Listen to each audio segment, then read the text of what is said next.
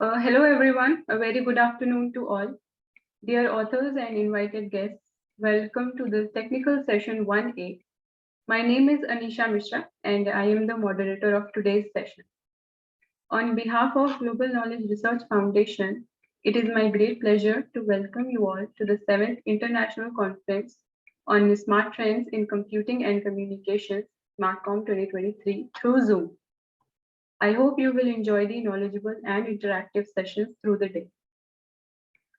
In this session, we have 8 presentations, and each presenter will be given 8 minutes for the presentation and 2 minutes for the question and answers. And on 7 minutes, I will raise a gentle reminder. There is another request to all the participants that you all please stay connected with us till the closing of the session. And if you have any update or query, then you can write it to me in the chat box. So just before we get started, I would like to introduce you all to the chair of the session, Professor Chaya Jadhav.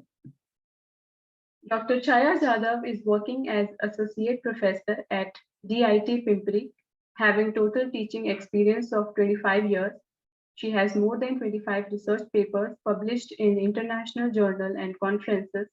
She has 4 copyright and 3 patents. She is working as a subject chairman at SPPU, Pune, and also a PhD guide at Pune University. Welcome to the session, ma'am. Thank you, Anisha. Thank you. Okay, so now moving further, we will start with the papers, and I would like to invite our first presenter, Shashi Pal Singh, to present his paper on the title Automatic Evaluation for Machine Translation. Dear author, you can start your presentation now. So 1 second, ma'am.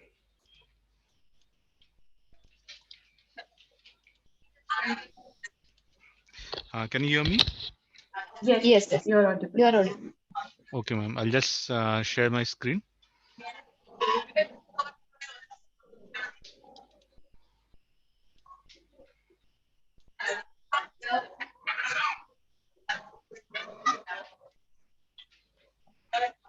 Can you see my screen right now? Yes, visible. Okay, ma'am. I'm Shashipal Singh, working in CDAC as a joint director here. This is a paper about automatic evaluation of machine translation. Machine translation system were divided into help us to communicate with one another. And this machine translation started since 1950s and developed various techniques, methods. A lot of tools are available for machine translation. But the point is that what the quality of translation are we getting it?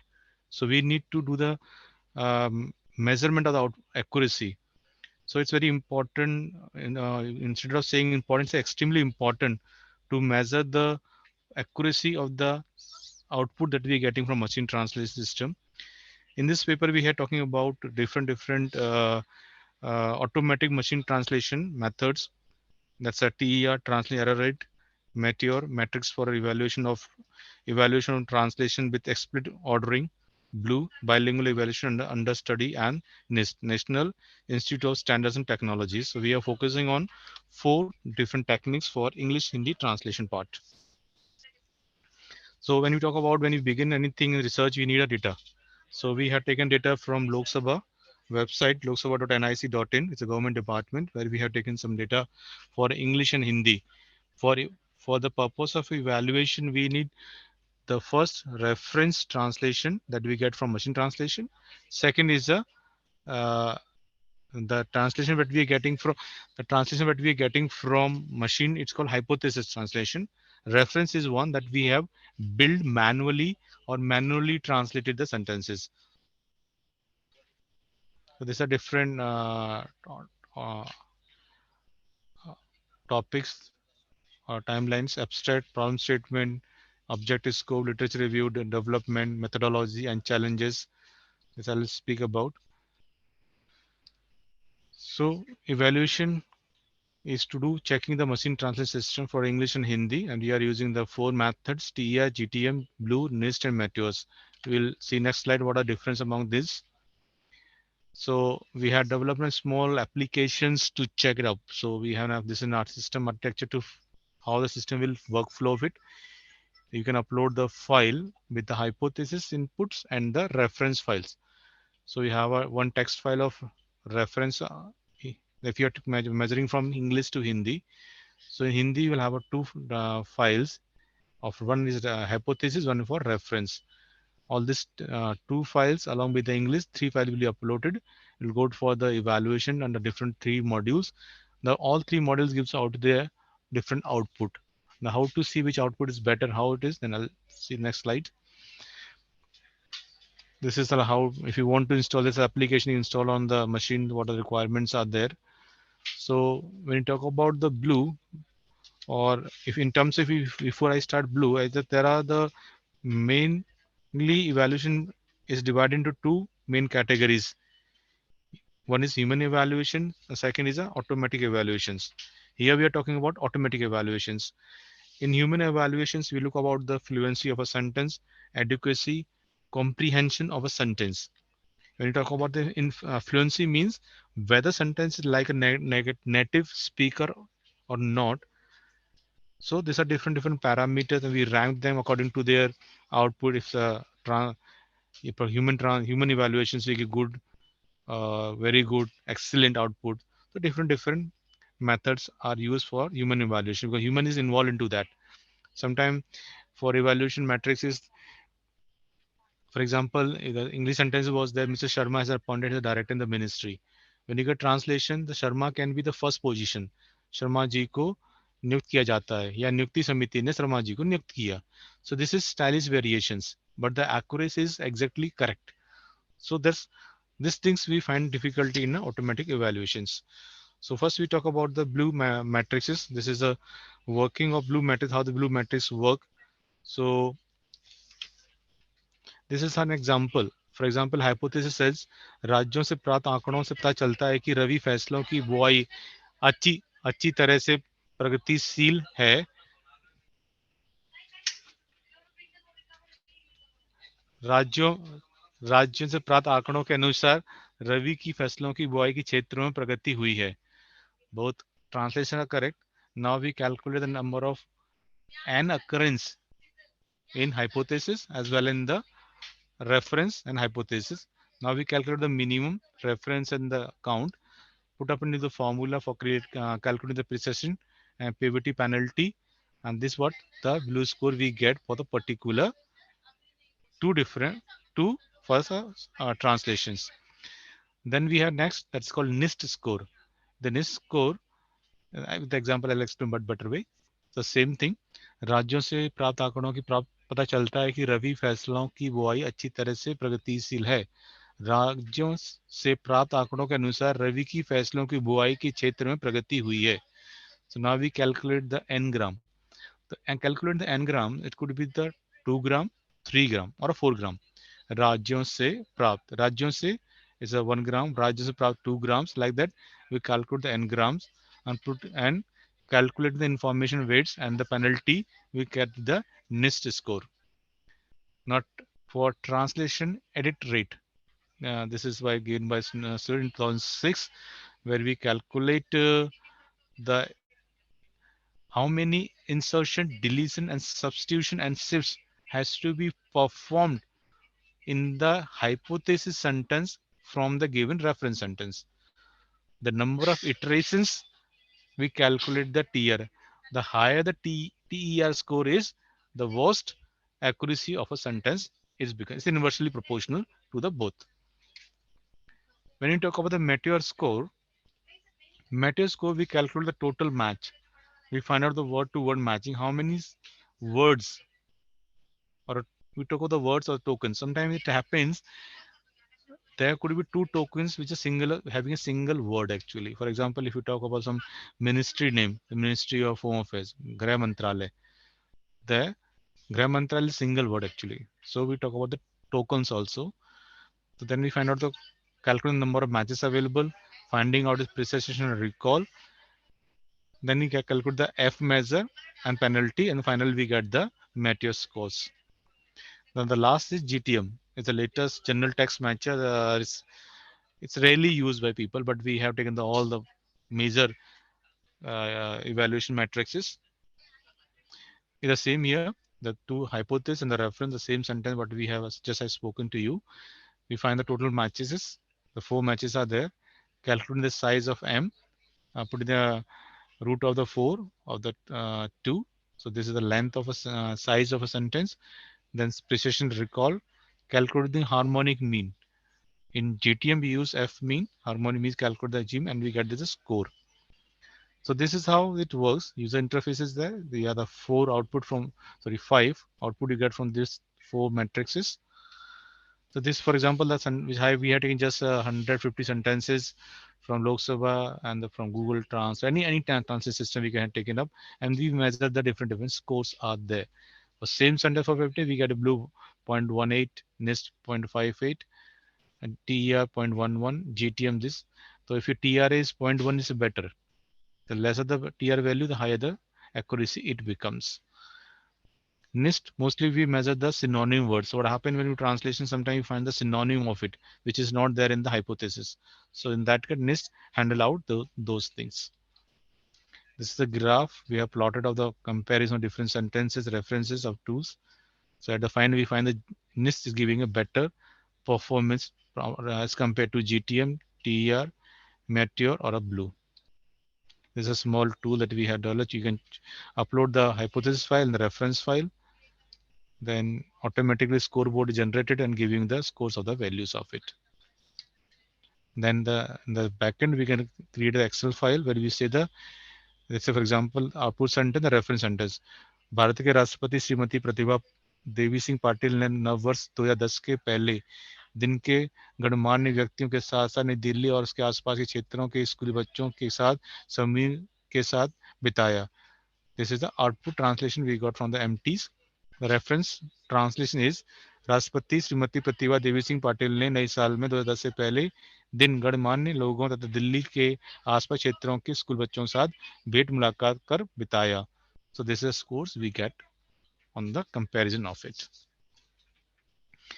Conclusions at the end, so these are the automatic evaluation matrices, which does not give that 100%, but of course it helps us in the better and the faster way to see whether how the translate systems are coming using this file matrix. And these are 5 matrices which are worldwide used by for evaluation of the machine translations, especially.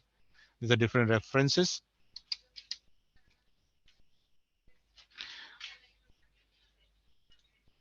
Thank you. Any questions? No, it was a nice presentation, sir. Thank you. Thank you so much.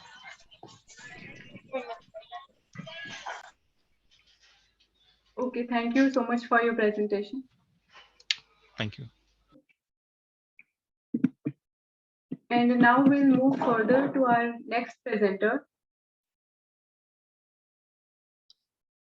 U Sakti, to present her paper on the paper title, Blockchain Enabled Precision Agricultural System Using IoT and Edge Computing. Dear presenter, you may please start your presentation.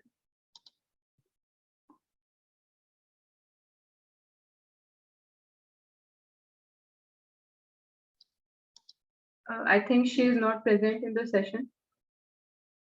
So for now, we will move further to our next presenter. And I would like to invite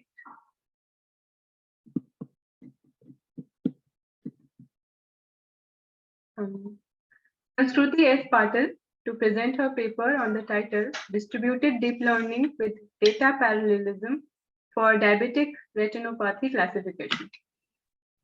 Good afternoon, all. Am I audible? Yes, you are. Yes, yes, yes. You are audible. Okay. Start.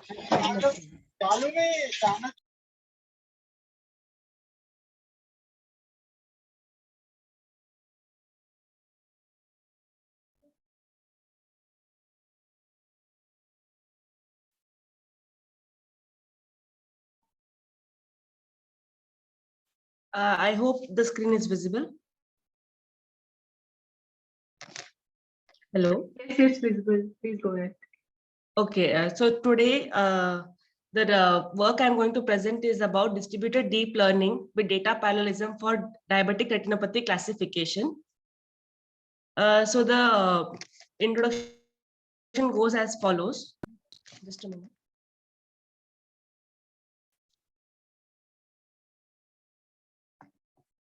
Yeah. Distributed deep learning, that is DDL, can reduce training time of deep learning using multiple accelerators. This work presents a comparative study on single, 2, 4, and 8 GPU on data parallelism for distributed deep learning using diabetic retinopathy dataset as a case study. Data parallelism in DDL is implemented using TensorFlow framework on NVIDIA DJX1.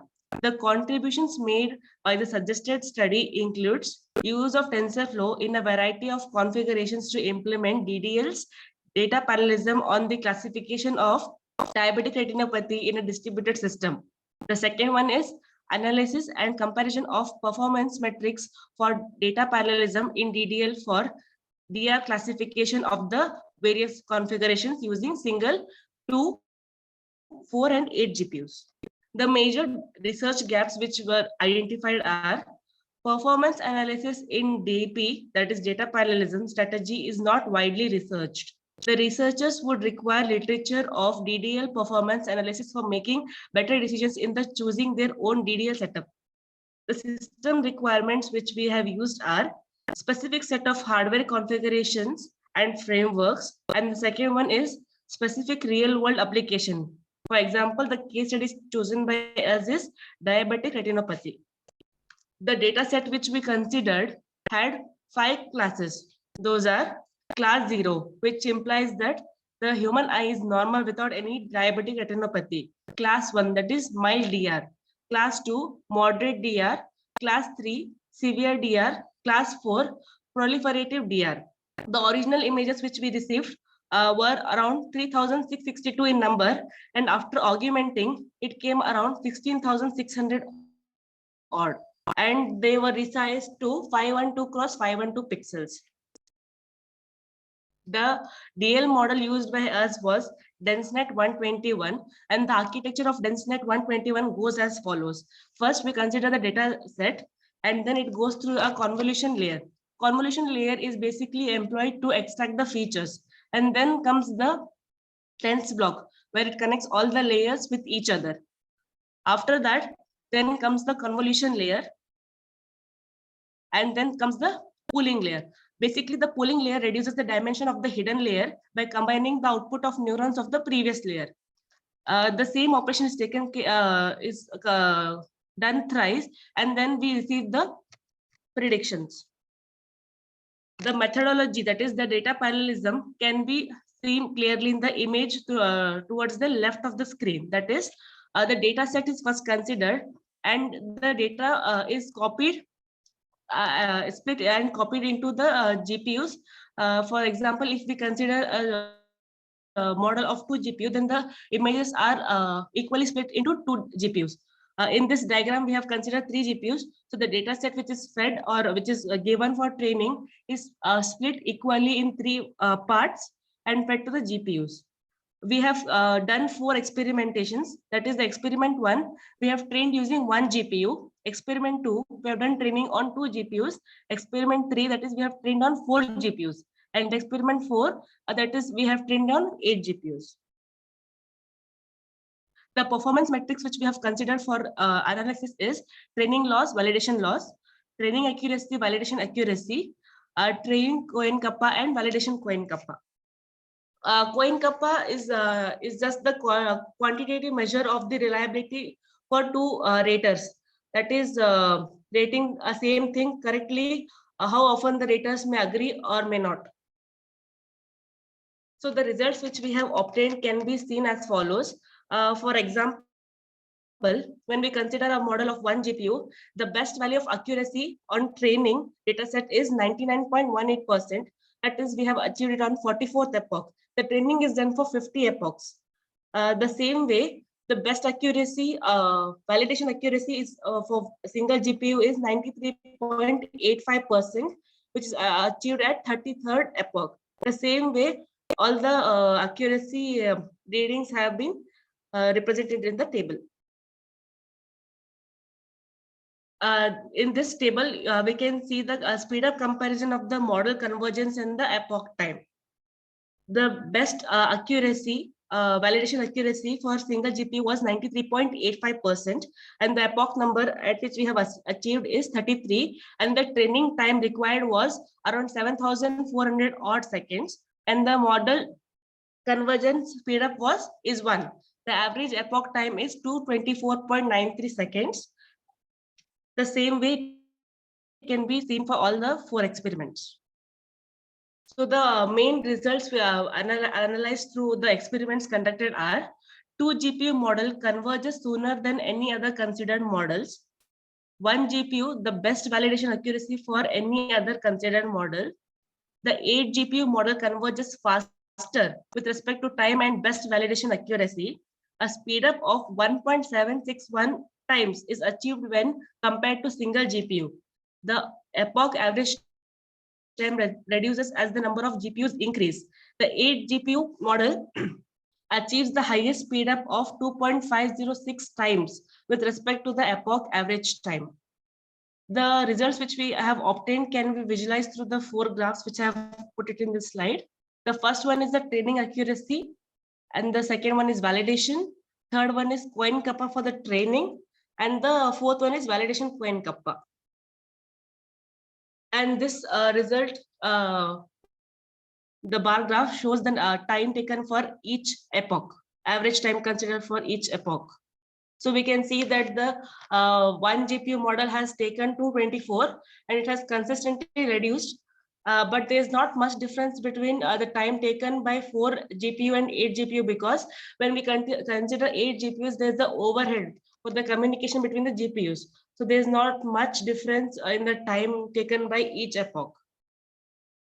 The conclusions which we can draw through this work is: the major focus of this work is to automate the classification of diabetic retinopathic images and reduce the training time. The authors here use DDL with data parallelism to speed up the training.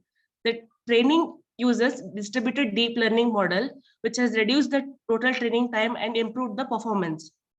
A speed up of 1.61x and 2.506x for model convergence and the average epoch time respectively was achieved. A validation accuracy of 93.85% and a coin kappa of 92.15% is achieved on 1 GPU model for 50 epochs. The performance of data parallelism is directly proportional, and the training time is inversely proportional to the number of GPUs allocated for the experimentation. The future scope of this project can be to aim to reduce the overhead cost during the communication between the GPUs and to improve the accuracy by tuning the hyperparameters. To build a hybrid model using whose result might surpass the expectations, and the results obtained can be used in many real-world applications by the research community, like diabetic retinopathy classification app and pneumonia classification app, and much more.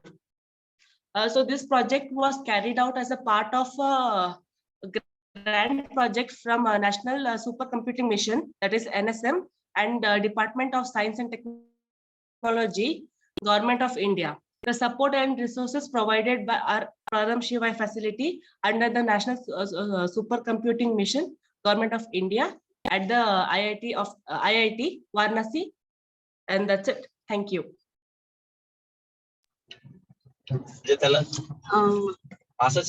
What type of which database you are used for this? We have, sorry? Yes, database. Ma'am, we have used the Kaggle dataset. Hello. IPAC. Am I audible? Hello? Hello? You are audible. Yes, you are audible. Yes, ma'am. We have used a dataset which was given in Kaggle.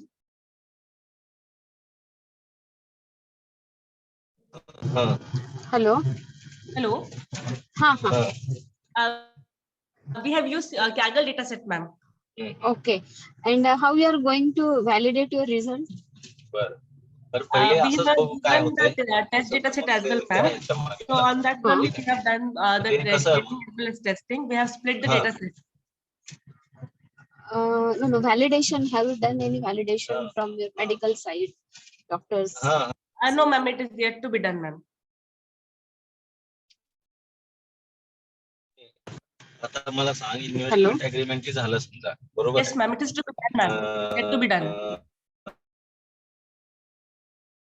ते investment Okay, किती thank दिवस you. आपण ठेवणार Thank you, ma'am. तसं It's a request to all the participants to kindly stay on mute so that it will be easier for us to listen to the presenter.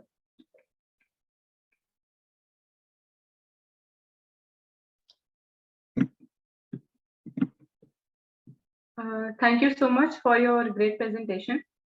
And moving further, I would like to invite our next presenter, Deepti Chauhan, to present her paper on the title Profiling Network Traffic by Using Classification Techniques in Machine Learning. Dear presenter, you can start your presentation. Sorry to interrupt. May I ask a question, please? Sure. Actually, mine was the next turn, so I think you have skipped it. That is paper ID 55, Improving Naturalness in Speech Synthesis using. Okay. Okay, Gagi, you can present after this paper. Okay, fine. Thank you. Yeah, ma'am, my screen is audible, visible. तर काय हे आहे Yes, Yes, yes. it's The visible. presentation. 0.51% बोलून बघायचं maximum Good afternoon, everyone. Thank you so much for providing me the opportunity to present my paper. नाही नाही Title of बाबा तुमचं मी this, तिथं तो कायम hello, बोलत राहायचं ma'am, मी somebody विचारून is बघतो disturbing lot of. बोलून बघतो हा हा Hello, Anisha, ma'am. Yes. Sorry. Okay, sorry, ma'am. Yeah. So, my title of my paper is Profiling Network Traffic by Using Classification Techniques in Machine Learning. This is the agenda of my today's presentation. Yes. So, in this presentation, I will be presenting about the abstract, the classification algorithm which I have used in my paper. Performance matrices means parameters. The data set which I have used here. Results and discussions. Basically, results and discussions are done on the two parameters, basically mainly on the confusion matrix, as well as precision and recall, following where the confusion and the fusion aspects. So this is the abstract of my paper. Basically, in this paper, what I have did, we are technological, we are advancing day by day. So what is happening now? We are in continuous, whenever we are surfing anything, we are using the internet, we are we are having different profiles on the internet when we are using it on our network. So what I have did, I have combined the two approaches. Basically, what I have did, I have taken the profiling of the network data and I have used some machine learning algorithms. Basically, now those machine learning algorithms are from the BaseNet family. I have used 5 different types of algorithms. Basically, all these 5 algorithms belong to the same family. However, they are using different values they are having. And on the basis of these algorithms, what I have did, I have predicted the network traffic, whether the traffic is normal traffic or it is an anomaly. Okay, on the basis of that, I have designed this entire the network profiling. It is done by me. So the keywords for this papers are BaseNet classification, naive-Bayes multi-nomial text, and naive-Bayes update table. Apart from that, we are also using the decision tree algorithm. Now, following ahead with this, first of all, we have a discussion about the classification algorithms. So classification algorithms are the supervised learning algorithms where the prediction of the classifier is done on the basis of some class labels. Basically, class label is used to identify the types of the categorization it belongs. This class label can be binomial or multinomial. In the case of binomial, we are having 2 values, true, false, yes or no, 0 and 1 something. And in the case of multinomial text, we are using multiple values for the classification. Here, a discrete version of a regression which tries to find a category in regression. Its task is to divide the training data in test set and validation set. The training set is the labeled data to train. Test set is used to tune individual parameters, and validation is used to access the performance of final classifier. Basically, in all the three cases, we are using a good split is said to be 50%, 25%, and 25% for the training, testing, and validation. Different algorithms are used for classification mechanism. In this paper, we have basically discussed about Bayes family of classification, which focus on Bayes classification, naive-Bayes classification, naive-Bayes multinomial text, naive-Bayes update table, and decision tree induction. These 5 algorithms have been tested on our data set. So, first of all, when we are talking about Bayes theorem, it is based on the conditional probability, which also provides a better mechanism to calculate the class with more accuracy and precision. Here, class label can be binomial or multinomial. Now, because of the conditional probability, it deals with additional data, which results in more accurate computation. Followed by that, another algorithm which we have used is the naive-Bayes method. This is also a supervised learning algorithm, which is based on the independence of conditional basis. It is used to solve classification-related problem with a primary focus on conditional independence. As a specification application of naive-Bayes that makes use of multinomial distribution for each of the provided features, MNB can be classified. Moving ahead with this, the next category which we have used is the naive-Bayes update table. Basically, naive-Bayes update table is used to represent a classifier that uses estimator classes. If we are talking about the currently exists naive-Bayes update table form, we are using a default precision value of 0.1 when building a classifier from scratch, because it is not using on the class label. So we have to build a classifier from the scratch. For that, the precision value of 0.1 is taken into the consideration. With the help of information theory, the C4.5 techniques create decision tree for categorization. Actually, this is a decision tree. When we are implementing this decision tree in VECA model, so this decision tree is used by the name of J48. So basically, this J48 algorithm uses decision tree or rules generated from them to categorize object. So a lot of research is already being done on this. What I have done, I have classified the data and tested the data on VECA tool. Basically, VECA is a tool which is developed by the University of Hokkaido students, and it is being developed in Java. The algorithms which we are implementing in the VECA is based on the Java model. Now, moving ahead with this is the performance metrics which is being taken into the consideration for this paper. Basically, performance metrics are used to classify the measures to evaluate the performance of different classification algorithms.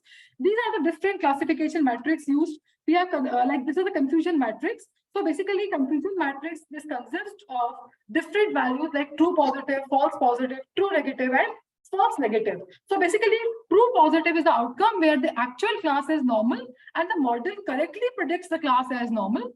True negative is the outcome where the class is anomaly and the model correctly predicts the class as anomaly.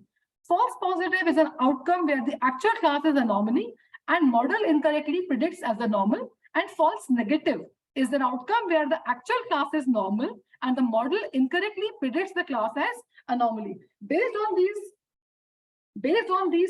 basically on the parameters of the confusion matrix, other parameters which are actually considered in this, like in this paper, are true positive rate, false positive rate, precision, recall, training time, receiver operating characteristics. All these points are being covered for these algorithms. Now, the data set which we have considered is, this is the basically data set which I have uploaded on the VECA. So this data set consists of 40 attributes, 40 different attributes, where every different parameters are being taken, different attribute is taken, sorry. So it can be sourced by its destination, like target, priority, count. All these are the parameters which are taken from the particular traffic. And the number of instances which we have considered for this is 22,544. It can be visible here. This is a data set which is already being uploaded on the VECA, and its instance has been taken. Moving ahead with this, these are the results and discussion. These are the results and discussions basically on the basis of confusion matrix. So this is basically, you can see here, this is the result which is showing for BaseNet, naive-Bayes classification, naive-Bayes multinomial classification, naive-Bayes update table, and decision tree 48 algorithm. Now you can see, we can see here, this is the confusion matrix, summarized parameters for confusion matrix: true positive, true negative, false positive, and false negative. Following with this, based on these 4 parameters, we have calculated this precision and recall, which is very useful to find the accuracy of any accuracy for any classifier. You can see here, this is the main results which we have obtained for the precision and recall parameter. Basically, these precision and recall are 2 numbers which together are used to evaluate the performance of classification on the for information retrieval system, basically. So here we can see here, this basically ranges from 0 to 1, and the higher the value towards the 1, more accurate is the classifier. The classifier value of 1 says that a perfect classifier which has the precision and recall value both equal to 1. So this is from this table we can see, like, we are having the accurate 1 precision and recall value for name-based multinomial text. Actually, this is working upon the text-based classification. So it is predicting here the value 1. Otherwise, almost all the classifiers are giving the value approximately up to 90, 98%, 97%, except the few, like naive-based, it is giving the less values or naive-based update table. Moving ahead with this, like in this paper, where we are talking about computer networks. Basically, these networks are prone to different types of attacks. Every now and then, a new virus is subjected to the intervention of security breach in our network. The detection of anomalies in network traffic is common application for machine learning models. Before training the machine learning classifier, which determines if the unknown traffic is normal or abnormal, it is crucial to effectively turn the basic traffic information into mathematical terms and adjust the hyperparameters. Based on the current certain criteria for traffic identification and parameters, we can do classification based on the type of classification of the traffic. It can be normal traffic, it can be anomaly. In this paper, we have basically presented an approach for the classification. Different algorithms have been proposed, and out of all the algorithms, we can say the decision tree performs the highest, profiling up to the 99%.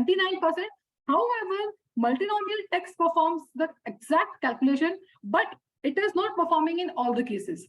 This research would be highly beneficial to the networks, which is highly prone towards the attacks. In future, we will implement the modified version of this algorithm for the real networks. Thank you so much. These are the references for my paper. Thank you so much, sir. Can you elaborate on different attacks? Hello. Yes, ma'am. Yes, ma'am. Attacks. Yes, ma'am. Basically, there are so many different attacks. Basically, ma'am, it can be denial of service attack, ma'am.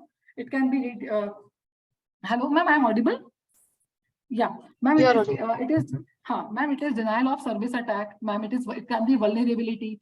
It can be vulnerability on the websites, ma'am. It can be vulnerable, ma'am. So many like different methods algorithm, ma'am. Method exist for different attacks, ma'am. It can be which can be done on our network. Thank you. SQL injections. Yes. Ma'am, what we are doing actually, on the basis of classification, the attacks, we are identifying the traffic and we are like stopping the traffic on the basis of profiling.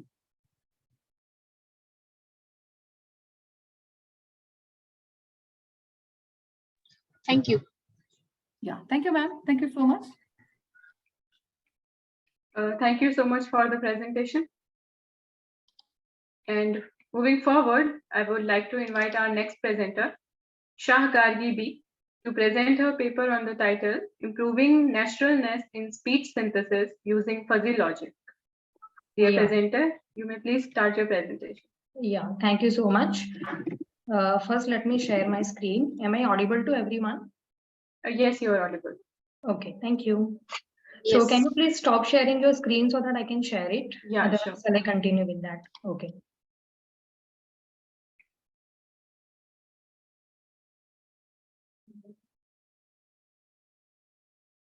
Very good afternoon to one and all present here, respected jury members and dear participants. I am Ms. Gargi Shah, Assistant Professor at Department of Computer Science. Here I will be presenting my paper on improving naturalizing speech synthesis using fuzzy logic, and my paper ID is 55. These are the agendas which I will be covering. introduction about the speech synthesizer and the fuzzy logic. I have done literature review on the same topic, methodology to improve the naturalness in the speech synthesis, the result analysis, the conclusion and the references I will be showing. First, let me take the introduction part. So the TTS system is nothing but when you are converting a text into sound in general sense for any language, it is known as TTS, that is text to speech. Now the natural sound effect in the TTS system is a key parameter to make it more useful and to make it more, efficient system. The number of pauses that we put after every word, that will never be the static. That is, it is not the constant pause that we put after each word when we are speaking any sentence in any language. So that is totally dependent upon the characteristics of the language and the other sentence parameter. So we can say that if it is not static and if it is vague in nature, then we ultimately have to use the concept of fuzzy logic in implementing and identifying the pause that we can put after a word. In artificial intelligence, the fuzzy logic is used for imitating the thinking and the logic of the human in the system. Because right now also, if I'm speaking the sentence, see, I'm not putting the constant pause after each word, which means that I, being a human, I can understand the amount of pause that is to be put after each word. So if we have to train our system in such a way that we need to use the concept of fuzzy logic. So classically, when you are using the Boolean thing, in which always there is two values, that is 0 for the false and 1 for the true. However, in the fuzzy logic, there is a degree of belongingness, which means that if I take an example, John is John honest? We cannot say that a particular person is 100% honest or 100% dishonest. There must always be some percentage or the degree of belongingness of honesty for a person. We can say that the John is 80% honest. That is why to handle such kind of uncertainty, we have used the concept of fuzzy logic again in the implementation of TTS. Moving further, these are the few literature review which I have carried out. Right now I'm skipping it because due to the time limitations, but if somebody asks, I can explain it. Let me just show you the observations which I have carried out after the literature review is that very few TTS systems are developed using the fuzzy logic approach. The major TTS systems are designed and developed for the foreign languages, and they again sounds robotic. Very few little work has been carried out for the Gujarati language specifically. If we are talking about the Indian languages, then the very few work has been carried out for the Gujarati language. It is also suggested that the several fuzzy rules are to be fewer. Whenever we are implementing fuzzy logic system, we used to have the fuzzy rules. And if we are decreasing the number of fuzzy rules, then it will improve the processing speed. The advantage of fuzzy logic is that it is directly incorporating and utilizing the qualitative and the heuristic knowledge in the form of casual if-then production rules for the reasoning and inference. And as I said, the very little work has been carried out. That is why we have chosen this topic. Now here I will be talking about the methodology that we have applied, that is fuzzy logic. As already mentioned that it emulates the human thinking and uncertainties can also be easily dealt with it. The key parameter of naturalness is the pause that is to be put after each word, and that is dependent upon the characteristics of the language. It includes the length of the sentence, the type of word in the sentence, the position of word in the sentence, and the importance of word in a sentence. So these parameters values are not crisp and they are vague. They are not fixed, they are always dynamic. Hence, the fuzzy logic system can be best suited to improve the naturalness of the TTS. Here in the implementation of the TTS with the help of fuzzy logic, we have used type 1 and type 2 fuzzy logic system.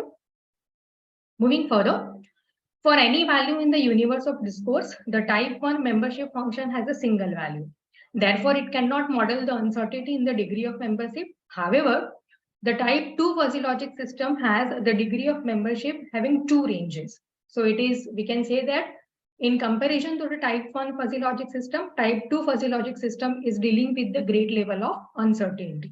That is why we have incorporated both type 1 and type 2 fuzzy logic system into our system. Now, whenever we are passing the inputs into our TTS system, we have derived three fuzzy derived variables, and they are word importance, sentence size, and position in sentence.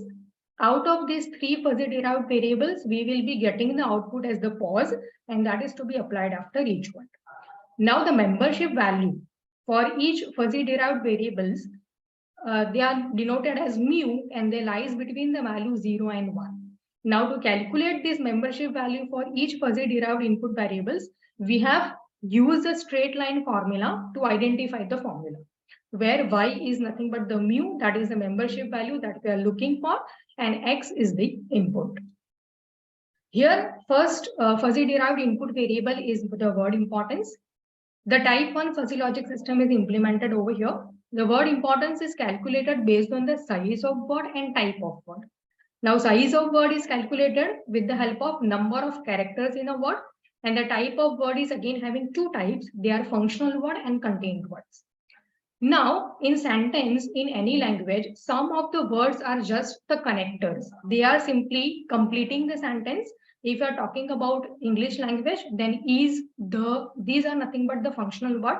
They are used to build up the sentence. They do not have any specific meaning in the sentence. Instead, the contained words, they belongs to the specific domain of the sentence. Like if I'm talking about the Gujarati language, and here we have implemented this CTS system on the COVID-19 news domain. So we can say that the corona, micro, containment, social, distance, these all are the contained words of the domain.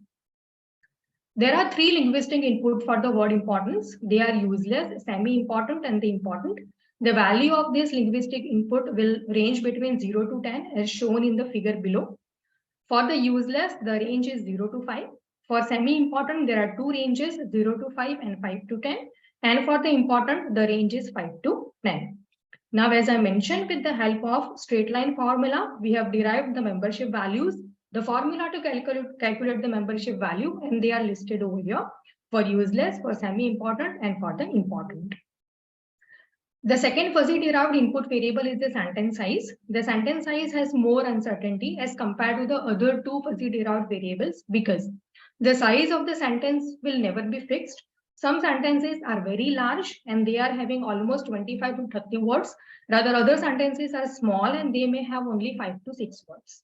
So the uncertainty is quite huge over here in the case of sentence size. So the sentence size is dependent upon the number of words in a sentence, and the universe of discourse or the range of the sentence size for the fuzzy derived input variable sentence size is from 0 to 10. Now, this is the formula that we have used to calculate the number of words in the sentence into offset. The offset value considered over here is 0.5. Here we have considered offset value as 0.5 because ultimately we have to reach in between the value of 0 to 10. That is why we are using in anything which is 10 or greater than 10 will be considered as the large statement. So these are the three linguistic input. They are small, medium, and large as shown in the figure. Here we have used type 2 fuzzy logic system. That is why for each linguistic input, we are having two membership function, that is for LMF and UMF, lower membership function and upper membership function. These are the ranges that I have listed over here. If you can see in the diagram, then we are having FOU, that is footprint of uncertainty. Now again, to calculate the membership value, the formula to derive the membership value for each and every linguistic input for LMF and UMF, again, we have used the straight line formula, and these are the formula by which we can identify the membership value. The third fuzzy derived input variable is the position in sentence. Here we have used again the type 1 fuzzy logic system.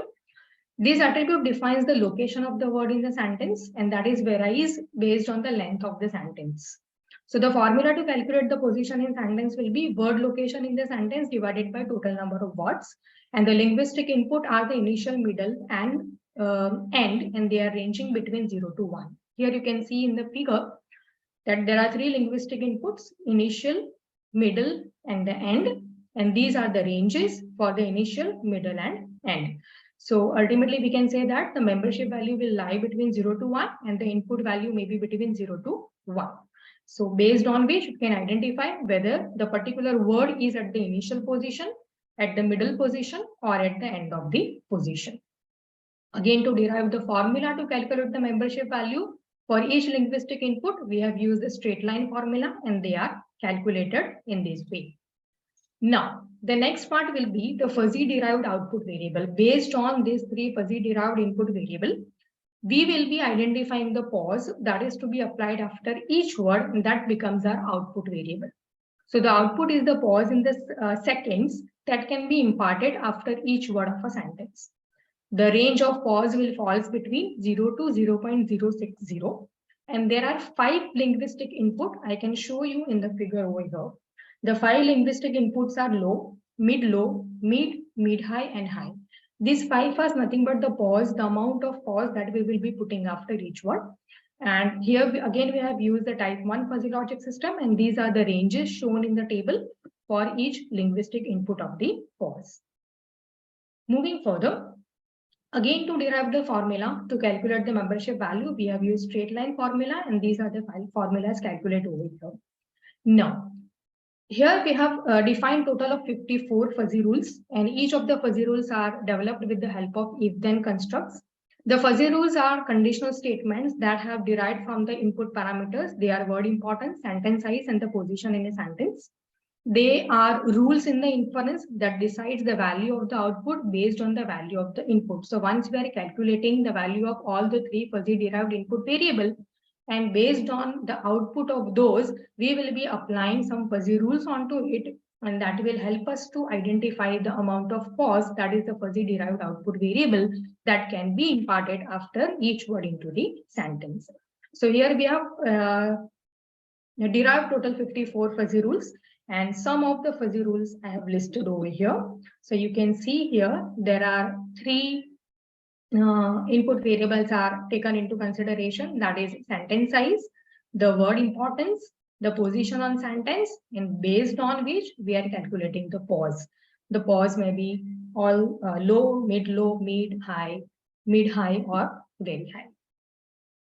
Now, we have used fuzzy inference system ultimately. So the fuzzy inference system is the key unit of any fuzzy logic system that reaches the desired output by nonlinear mapping of fuzzy reasoning and fuzzy if-then rules. So here we have used the Mamdani fuzzy inference system with max-mean inference method. When we are using this max-mean inference method of the Mamdani method, it takes the minimum of inputs when they are connected with, which means that when the fuzzy rules are connected with the AND operators, and it will take the minimum of the inputs when it is connected with the OR operator. Now, once we are finding this, it will not be a crisp value. Now, to consider that particular value to the crisp value, we are using the defuzzification system. So the conversion of the fuzzy inference system to a crisp output is the job of defuzzification system. It identifies the best crisp value from the fuzzy set. And for the defuzzification system, we have used the center of gravity or the centroid method as defuzzification. Here, I will be showing you some set of result analysis. Once I am talking about the result analysis, I would like to one more thing is that we have created our own data set on the COVID-19 news domain, that is specifically in the Gujarati language. We have collected total 900 sentences with 4,000 unique words, and all of the sentences are collected from the well-known websites of the newspaper of the Gujarati language. And the input to our system is nothing but the sentence in the Gujarati language. Here you can see in this diagram that last sentence, that is Desma Sattat coronavirus nu sankraman vadi rahyun chhe. That is the sentence in the Gujarati language which we are giving as an input. It is in this figure, it is calculating the output of all the 3 fuzzy derived input variable, that is word importance, sentence size, and the type of word, and the position of sentence in each word. It is getting calculated over here. That has already been shown into this graphical manner. That is, this particular graph only shows for a single word, that is satat. Right? For the satat word, the word importance is 3, sentence size is 4, position in sentence is 0.1. So the calculated pause is 0.01. So I can say that I have to put the 0.01 seconds of pause after the word satat. So this is how all the for all of the words in a sentence, this kind of pause will be calculated, and that will be unique for each individual word in a sentence based on 3 input, that is word importance, sentence size, and position in the sentence, that I have already shown into the next slide. So this is how for all individual word, the word importance, sentence size, position in sentence, and these are the unique word that can be kept after each word while synthesizing the speech. Sorry to interrupt. but Yeah. I kindly request you to please conclude your presentation. Yeah, sure. It is about to finish. I'm at the Yeah. conclusion. Yeah, thank you. Yeah. So the implementation of the fuzzy logic for improving the naturalness in speech synthesis has improved at the satisfactory level. The result presented here is on the sentence of the COVID-19, as I have already discussed. The fuzzy inference system can also be applied to improve the prosody in the speech synthesizer. It is also suggested to add few more fuzzy rules, which may conclude at the better result than the existing system. These are the few references that we have used. And thank you so much for listening me. And please, if you have any query, you may ask. Hello. Yeah. Yes, ma'am. Uh, that sentences you are saying, is it already published in a newspaper or website? Just Yes, you are ma'am. taking that sentences. Are you considering that in that what I meant to say, severity, that words or like that means Ma'am, what length? we did is actually we have referred so many websites of the newspaper and the news channels. We have identified the articles and we have collected the sentences from the articles. This is how we have created our own database, data set rather, sorry. Data set. Yeah. So how many, that is the size of data set? We have total 900 sentences and 4,000 unique words in it. And they are specifically for the COVID-19 news domain. So we are focusing on a single domain, that is COVID-19 news domain. Okay. Thank you. Thank you so much. Thank you for the presentation. And now moving further, I would like to invite our next presenter, Purnima G. Nayak, to present her paper on the title, Secure QR Code Transactions Using Mobile Banking App. Dear presenter, you may please start your presentation. So will you stop sharing, madam? So I will. Yes, sure. Yeah.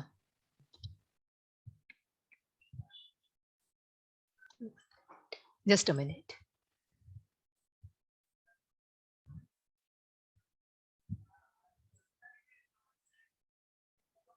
So is my screen visible? Yes, yes, yes. Oh, 1 minute.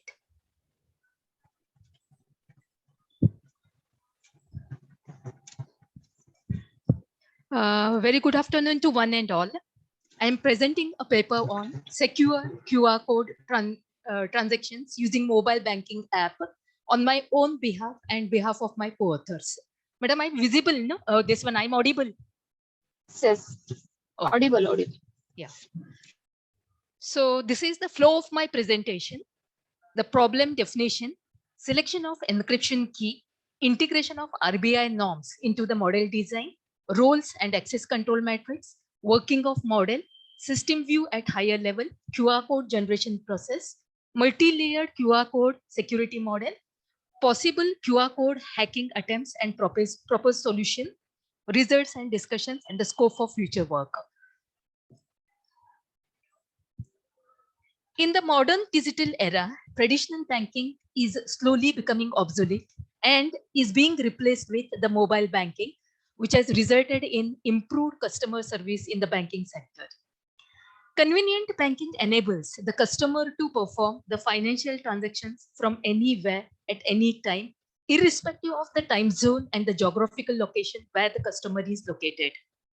At the same time, the mobile apps are growing and they are becoming more and more functional, providing the wide range of services to the end users. This prevents a customer from physically visiting the bank for availing different services. However, all this does not come free. Having said this, there is a cost involved. Convenience comes at the cost of security breaches. If the proper security measures are not taken, then it would result in a great loss in the long run. In the current research, we have designed a model for hypothetical secure banking solution based on QR code. Yes, Hello. yes, ma'am. Yes, Yes, I think the slide is a different one. Please, can you check? Yeah. The same this one is there, madam. Just I'm giving the introduction. Okay. Okay. So the current research is divided into the following phases. In the phase 1, we have selected an encryption key with the objective to minimize the key space minimization. And currently the RSA algorithm is the most widely used algorithm. But previously the RSA algorithm has undergone the compromise on 2 occasions for the key sizes of 256 bits and 512 bits.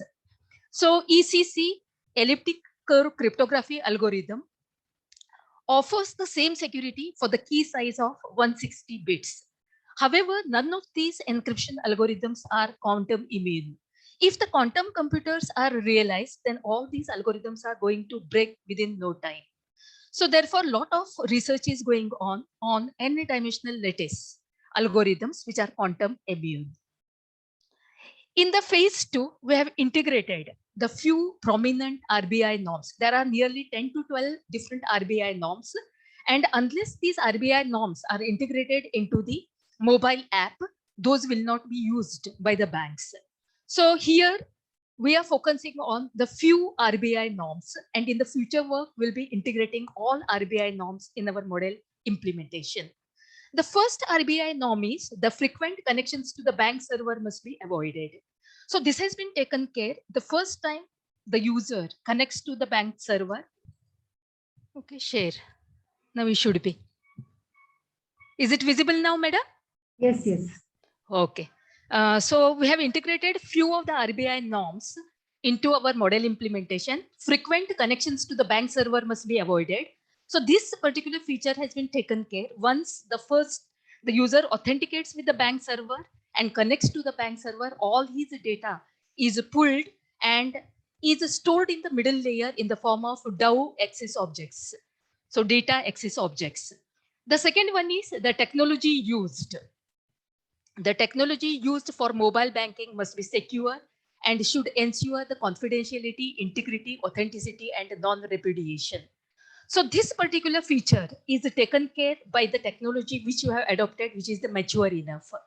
All mobile banking transactions involving debit to the account shall be permitted only by validation through two-factor authentication. So there are 3 different categories of authentication, which normally focus on what the user knows, what the user has, and what the user is. What the user knows, it could be a passphrase or it could be a PIN. What the user has, it could be any hardware token or the smart card which is possessed, or any device which is possessed by the user. The third one is what the user is, his biometric authentication. And the mobile banking app has to use any of the features from the 2 different categories.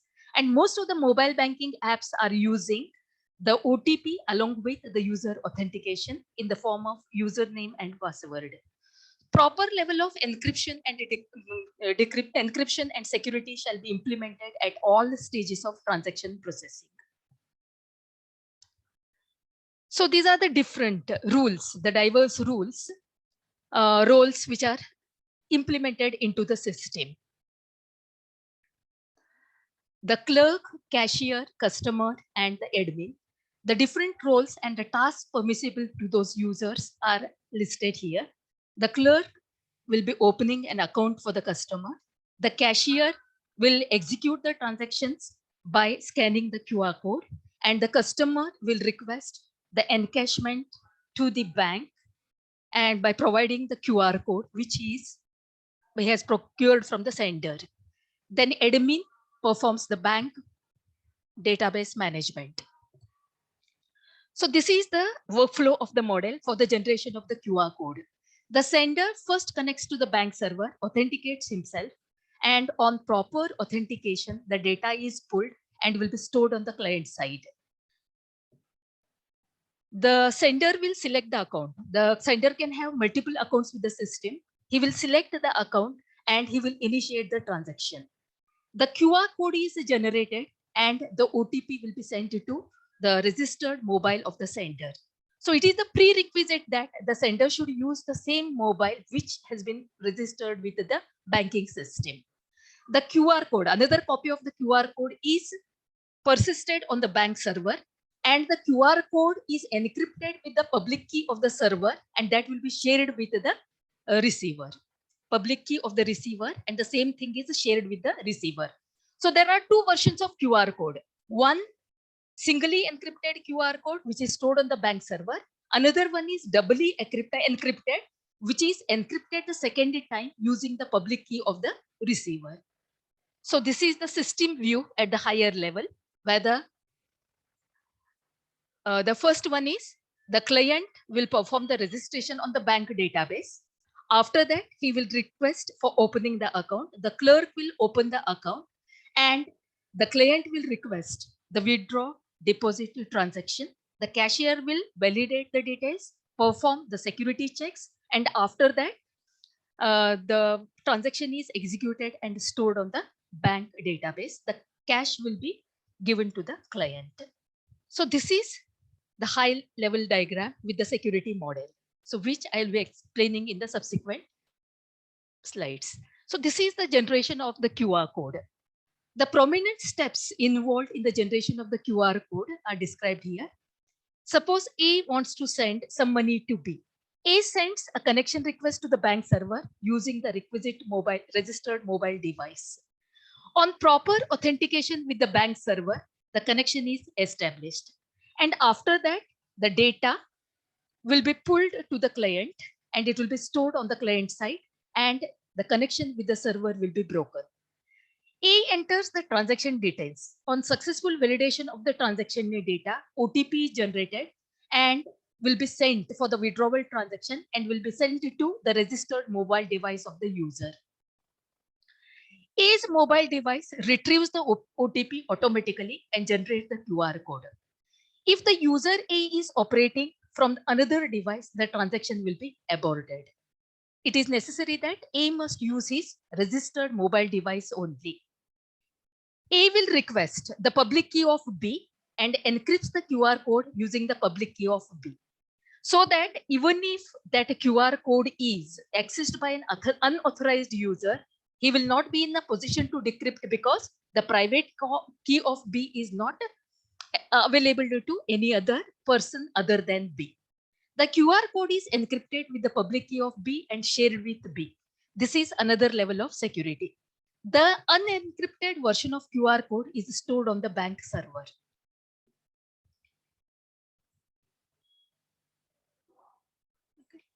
So this is the data for withdrawal and the depository transactions, which is stored in the QR code.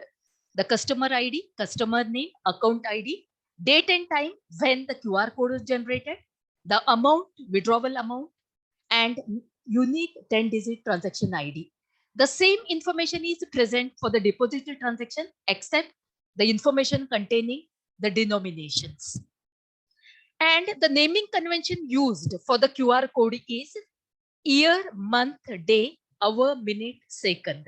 So this is the QR code file naming convention. So the QR code data contains the public key of the sender, and the data which has been shown is encrypted with the private key of the sender. So the public key is used for decrypting this data, which indicates that indeed the data has been sent by the particular sender. This proves the non-repudiation aspect of the security. And doubly encrypted QR code is shared with B, where the whole data is further encrypted by the public key of B. And during the encashment, B will decrypt it using his private key and will send the encashment request to the cashier. So this is the encashment request processing. The receiver sends the encashment request to the cashier. The cashier's machine is validated by the bank server. The MAC address will be used. And this offers another level of security because an intruder or the hacker cannot send the encashment request and cannot pretend, impersonate as a cashier, because that MAC address is not present on the back server. And as a result, such transactions are not allowed by the bank server. After the successful authentication, the connection is established to the bank server. and the cashier will request the QR code. The receiver will decrypt the QR code using his private key, and that will be sent to the cashier. The cashier scans the QR code, performs 6 security checks, and then dispenses the cash to the receiver. I'm sorry to interrupt, but Yeah. ma'am, can you please conclude your presentation? Yeah, just 2 minutes, madam. And these are the different hacking attempts. Suppose there is a hacker which will try to change the data in the QR code, the hash check will be failed. The double spending problem has been taken care by the primary key. So if any duplications are there, then it will be disallowed by the system. So authenticity, comparing unique transaction ID, which is generated by the system. The validity is checked by the date, okay? And if it is more than 6 hours, then it will not be allowed. Integrity of the QR code is checked through hashing. Validity, SQL injection by stripping off the extra characters. And ultimately, we come up with the 6-layered model. Security validation, MAC address is successful. It will have the bit 1 in the first, and similarly non-repudiation. And when all the bits are 6, the transaction will be valid and will be carried out. If any 0 indicates the particular security check has been failed. And these are the screenshots. Okay, so they are the different screenshots, and this is the output where all the security checks have been passed and the transaction is successful. Here there is a double spending problem because the same QR code has been used twice by the receiver. So our future enhancements include interbank transactions, because this is confined to the intra-bank. Okay, now we want to extend it further the scope and make it available for the interbank transactions. And also we want to use the quantum immune algorithms for our implementation. So these are authors are grateful to the United Western Bank's Godbole Chair, Department of Commerce and Management, Shivaji University, Kolhapur, for the financial support. And these are the few references which are used for the writing of manuscript. Okay, thank you very much for the patient listening. Thank you, madam. Is it in right now you're using this? Is it no, it is a prototype of the model. We are completely implemented and it has been tested for all the security checks, validation, okay, then integrity checking, everything has been performed and different test cases have been designed and everything works well. So now we want to implement it for the real life applications. Okay. It is a prototype of the model. Yes. Thank you. Okay. Thank you for presenting. Thank you for the presentation. And now moving further, I would like to invite our next presenter, Deepali Dhaka, to present her paper on the title QSE-based deep learning approach to detect spammers on Twitter. Yeah, good evening, everyone. Am I audible? Yes, you're audible. Okay, so I'm sharing my screen.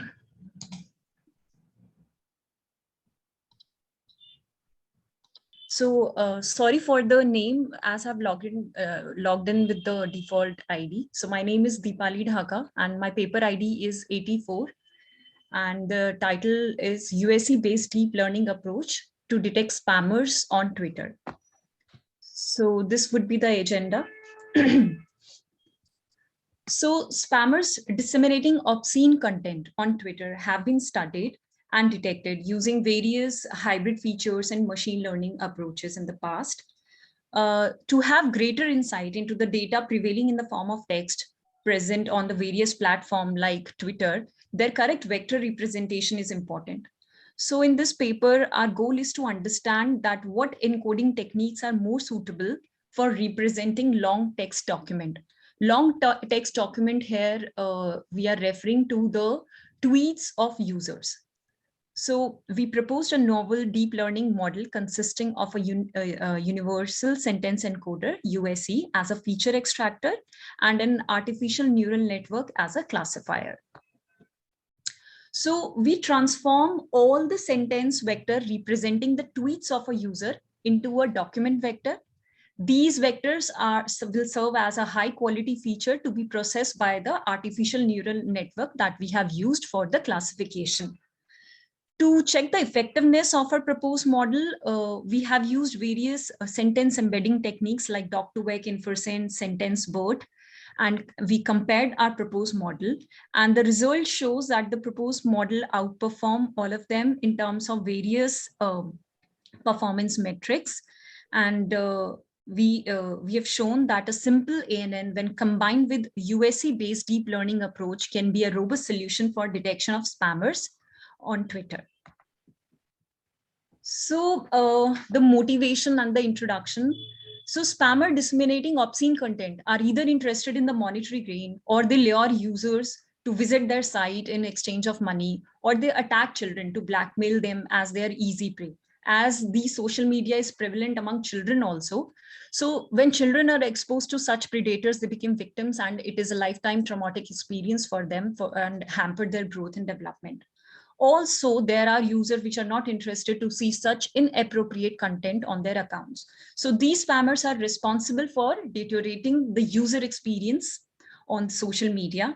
And despite so many detection techniques, these spammers are still prevailing on social media like Twitter. Also, human beings, we can understand different nuances of a language. But to make a machine understand the same, we need to transform the text into a machine readable form. That is, we want to represent text into some vector space. So there can be different numerical representation of the same text depending on its context. So in this study, we aim to find spammer disseminating obscene content on Twitter by transforming each user's long text document into a machine readable form that captures not only the syntactic but the semantic meaning of the entire document. So we have used in this paper sentence embedding techniques because there were various word embedding techniques like word2vec, ELMO, glove, fast text. ELMO is the bridge between transformer based approaches like BERT and these word2vec, glove, and fast text. So, but these approaches suffers from the context dependency on large sentences. The previous word embedding approaches are static vector representation. They did not consider the order of the word. So there is one vector representation for a word irrespective of its context. So for large size document, learning information at word level would be cumbersome, and to understand the entire nuance of a text, it is not sufficient. So here sentence embedding comes into picture where word embedding falls short. So to encode a tweet into a vector space, we use USE as a sentence encoder. So, so major contribution I can list as, so we have proposed a USE-based spammer detection model to encode and classify large text document. Then embeddings generated for user tweets can be used as a feature for other applications also. So these are journal purpose embeddings which we have generated.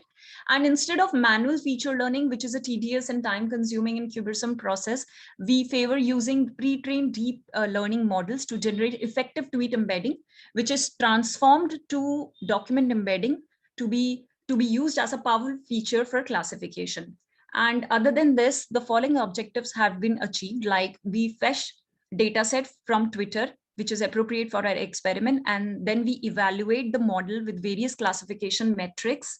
And a comparative study has been done using other sentence embedding other than USE. And it shows that the proposed model with USE outperforms them all in the above classification metrics. So we have collected data from the Twitter using a tool called Twint. And the original data set is consisting of around 9,880 users. out of which 5261 are legitimate and 4619 are spammers. So this data set we have used in our previous paper. So from this data set, we have randomly sampled and we got 2004 legitimate user and 2147 spammers, each having 1000 tweets. Each user is having 1000 tweets per this data set consisting of 1000 tweets per user. So then we pre-process this data set and then we tokenize our tweets. So this is the model which we are proposing. So we are using the user tweets, we are pre-processing them, and these pre-processed and tokenized tweets are then fed to the universal sentence encoder, which generates sentence embeddings with respect to each tweet. And then these sentence embeddings are pooled to get the document embeddings. These final document embeddings, which are representing a Twitter user, are then fed to an artificial neural network to classify them as legitimate and spammers. So this USE has two kind of encoder model. One is transformer based and one is deep average network. So in this proposed model, we have used both of them one by one. And these USE models are transforming the sentences into a 512 dimensional vector space. So for experimental part, since our data set is imbalanced, so we did oversampling technique, like we use smooth, and we have used both USE models, transformer based and deep average network based, to generate embedding, which are then fed to the artificial neural network with this configuration. Like dense layer, we took a dense layer with 200 neurons, ReLU activation function, and the output layer with sigmoid activation function with 20 epochs and loss binary cross entropy, Adam optimizer. And these are the experimental result. When we, in the proposed model, when we are using USE as transformer based model, we are getting the precision of 98.69, and for DAN based also near about 98.46. So the same is the AUROC is also illustrated for the same. Then we compared these USE based result with other sentence embedding techniques like sentence word, infercent, and Dr. Vec, and we can see that USE based model outperforms them all, and the same is illustrated in this graph. So these are the important references. Few of them has been listed here, and thank you.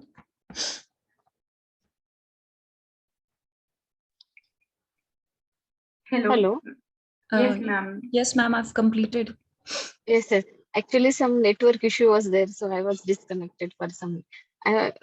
Listen, just go through the last two slides. Yeah. Conclusion and. So this was the model which I proposed, and these are the results. And these are the comparisons result. So the model which we have proposed outperforms the other in terms of precision recall, FN score, and AUROC.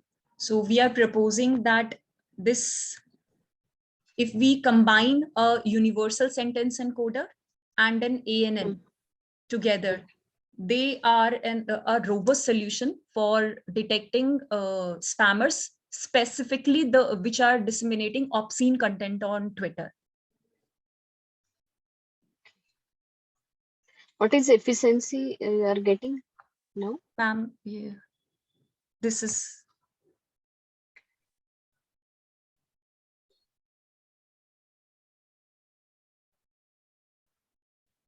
And this is these are the comparison result. Okay, you have compared with? Ma'am, I've compared this USE transformer based model and DAN based model with the sentence word, infercent, and Dr. Vec. These are other sentence embedding techniques. Actually, yeah, I'm using the pre-trained model here. So to generate the journal purpose embeddings for which represent a user tweets. So I'm taking 1,000 tweets per user.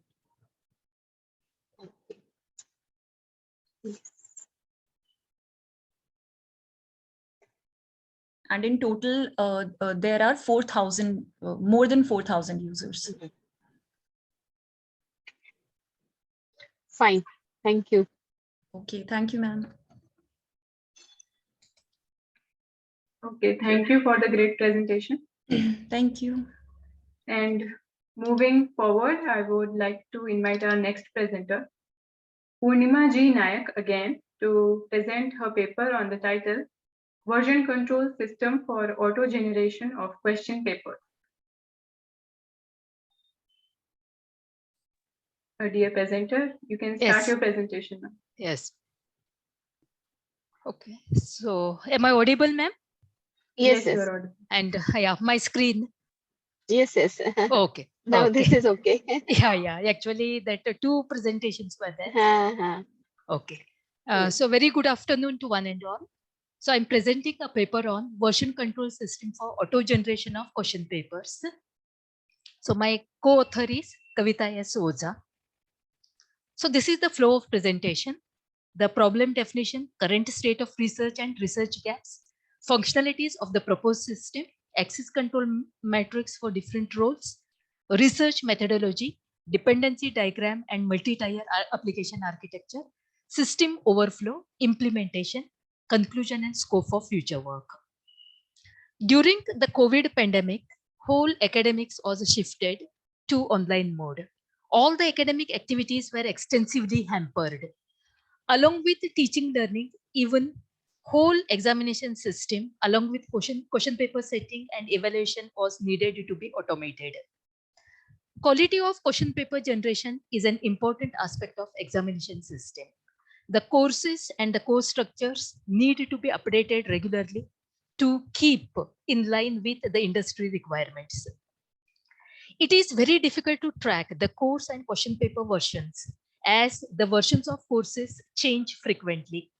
Another important aspect is to maintain secrecy in paper setting, which requires identifying the roles and responsibilities of individuals in existing system.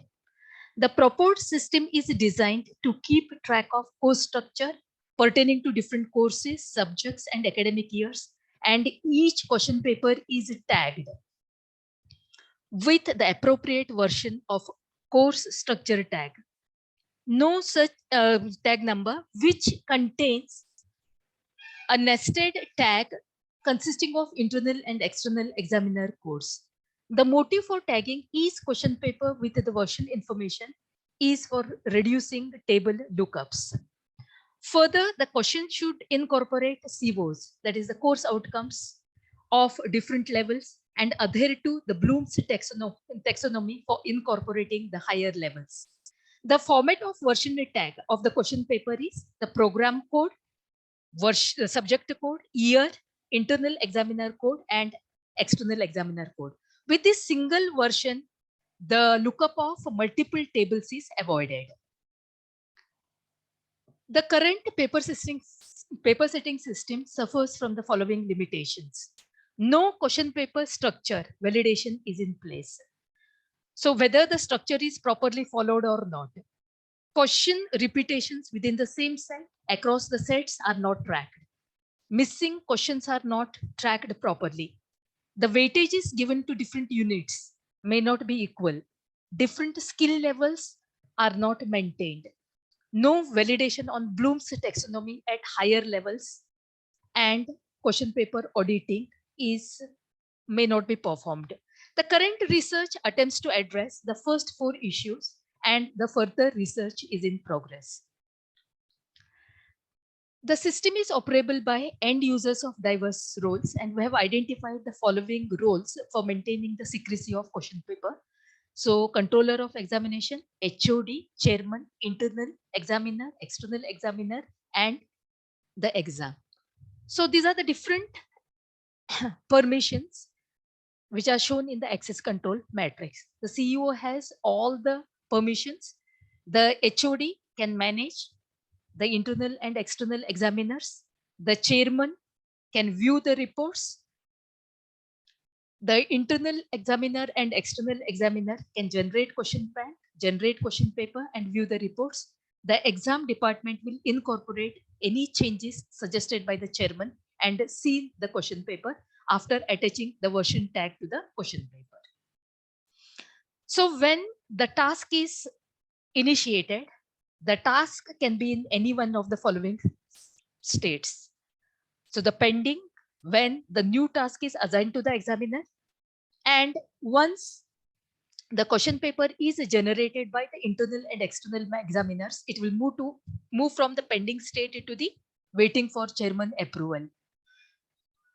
If there are any changes, maybe the minor or the major, the changes are suggested by the chairman, and submission of the question paper is generated, requisition is generated and sent to the internal and external examiners. Once the question paper is approved, the task is completed. So it will be moving from pending to waiting for chairman approval, minor changes, and after incorporating those changes, it will be in the completed state. So this is the research methodology. The tools and techniques employed, we have employed the microservice architecture rather than monolithic architecture, and PHP and MySQL at the back end. And the system has been tested for different display sizes. And the cross-platform compatibility, cross-browser compatibility have been taken care of. And these are the few system objectives. To automate the process of question paper setting, to reduce the human intervention in the process, to maintain secrecy, and to have standardization in the paper setting process. So this is the dependency diagram between the different modules of the system. And this is the multi-tier application architecture. So this is the layered application architecture, and this is the system workflow. The COV will generate a mail and will send it to the HOD for the paper setting requirements. So the status is pending. After that, the HOD will generate the list of internal and external examiners and reply back to the mail sent by the controller of examination. The controller of examination will send the paper setting order to the chairman, internal examiner, and the external examiner. The examiner will generate the question bank, generate the question paper, and will hand it over to the exam. The status will change from the pending to waiting for chairman approval.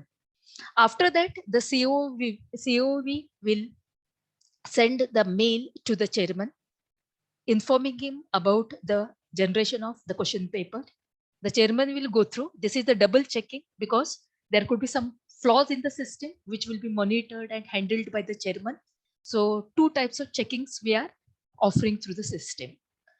And the changes, if any, will be tracked out by the chairman, and minor changes will be suggested to the exam department. And after incorporating those minor changes, the status will be changed to completed, and the question paper is version tagged and sealed. Ma'am, sorry to interrupt, yeah, but please conclude your presentation as we are running out of time. Okay. COE generates, and this mail contains this information. So the status is pending, and already this has been explained. Okay. So this is the dashboard of the internal examiner. And this is the pending status. And there are two modes of question paper generation. One is auto generation, where the system will automatically generate the question paper. The user can download that. And this is the auto generated question paper. And the second one is the manual one, where the user can select the question and the structure, everything is there, and the questions which are present in the question bank will be displayed, and the user can select, and after selecting a particular question, it will disappear from there so that there is no repetition of the question paper. And this is the manually generated question paper.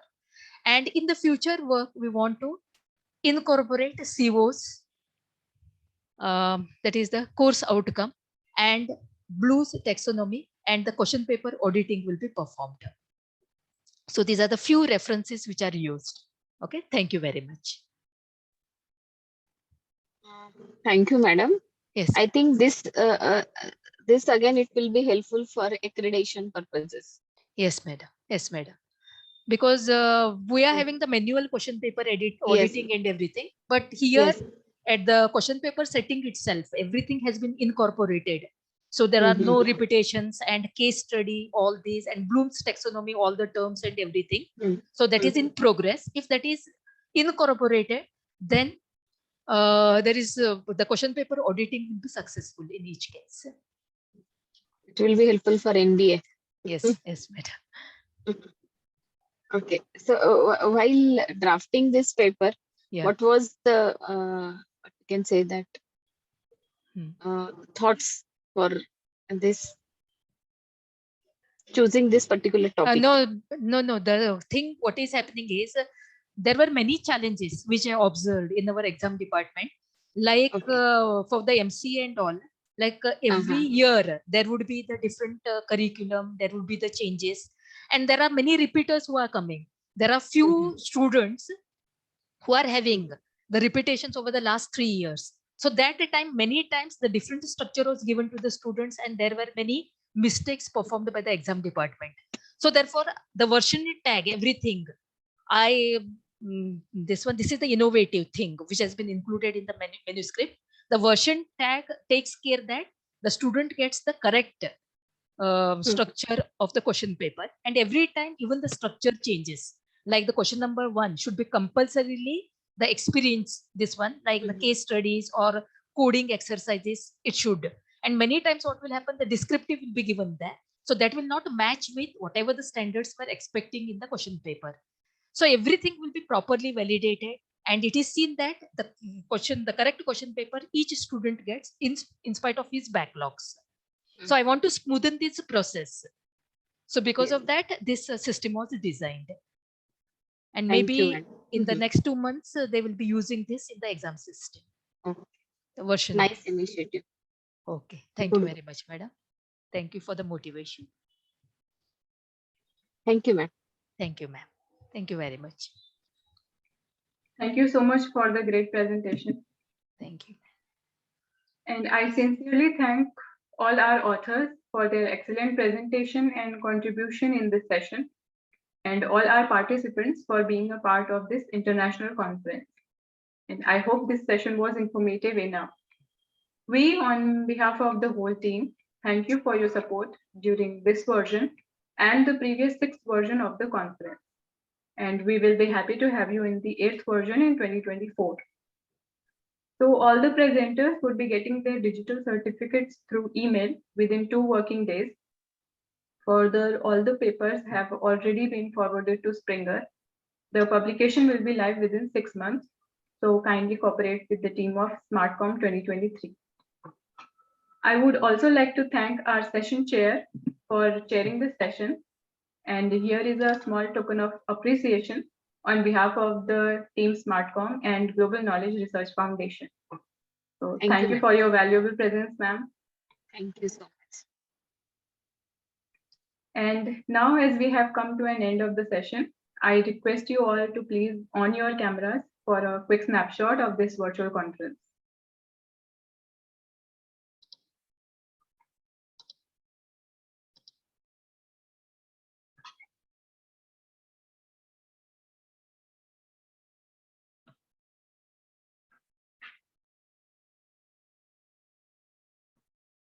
Okay, thank you so much, everyone. Stay safe and take care.